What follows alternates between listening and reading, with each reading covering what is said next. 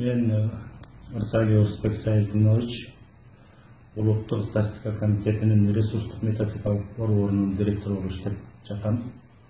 Азыркы мезгилде Улуттук статистика комитетинде кадрдык бошотуулар жана орун алмашуулар болуп башкарылгандыкка түшкөндүк. Улуттук стат комитетинин төрагасы Султанов Акылбек Шакирович мени 1 жыл мурун Улуттук стат комитетинин бухгалтердик жана бухгалтердик эсеп жана финансылык камсыздоо башкармалыгынын начальниги болуп иштеп атканда 4 ай бою орунду бошот деп артынан чоалып, акыры ротация деген шылтоо менен айлык аз ушул кызматка которушкан. Ал эми бул кызматты дагы 1 жыл болду иштегенине. 1 жылдан кийин кайрадан бул кызматты дагы бошотосуң деп. Эмне үчүн десем, жогору жактын кишилерине орун бериш керек. Жогору жактан айтышты, орун бошотосуң деп. Муну да бошотту да. Кечээ мен айттым, бошото албайм. Каяка барат элем? Өмүр бою ушул кызматты иштеп келсем, ушул системада каяка барат элем? Десем, жок, бошотуш керек. Азыр жогору жакта өкмөт алмашты, бир топ министрлерди алмашты. Ошондой биякта дагы бир топ алмашуулар болот. Орун басарларын дагы кетирем, бөлүм башчыларды да алмаштырам деп ошону айтты. Мен арыз жаза албаймын деп ошонткен.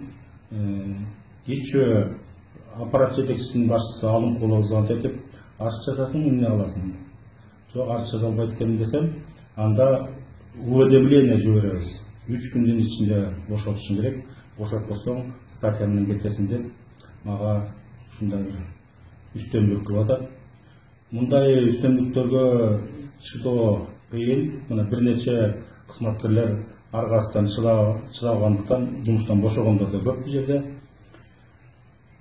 Эми мен борбордук аппаратта көп жылдан бери бухгалтер болуп иштегениме байланыштуу эми бухгалтердик кагаздардан булардын кетирген кээ бир нерселери бар. Мисалы, жогорку кеңештин мурунку аппарат жетекчиси чет өлкөгө чыгып келиптир деп командировка чыгып чыкты эле. Биздин борбордук аппараттын Улуттук стат комитетинин жетекчи аппараттын жетекчиси бир нече жолу 2 айда эле бир чет өлкөгө чыгып турат. Аппарат жетекчи деген аппараттын иши менен алектениш керек эле. Чет өлкөгө ушинтип дайыма чыгып атат. Андан тышкары проектинин гранттардын акчасынан өзүнө дагы акча жасырып алган эмелери болгон, мүмкүнчүлүктөр болгон. Ал эми төрагабыз дагы чет өлкөгө байымабай чыгып турат. Андан тышкары эмне үчүн Нарынга барбайт, эмне үчүн Көлгө барбайт, эмне үчүн Таласка барбайт, Баткенге барбайт. Ал эми Ошко деп эле Ошко эле кете берет. Командировкалык чыгымдар бул бюджеттен төлөнүп атат.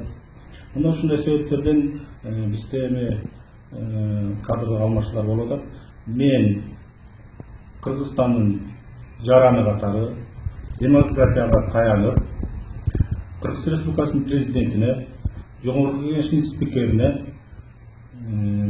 өкмөттүн премьер-министрине кайрылуу катты жөнөттүм. Кандай чечим болот? Азыркы мезгилде күтүп аткан убагым. Азыр элге да кайрылып жатам. Биздеги ушул башаламандыкты эми жогору жактан калыстык менен чечип берет деген үмүттөмүн. Биздин төрага бул стат системасында такыр иштеген эмес. Эч бир мына азыркы көптөгөн куугунтуктар башталып, азыр башаламандыкка туңгуйка капталып турган убактыбыз. Мен элдерге кайрылам, калыстык менен чечип берсе де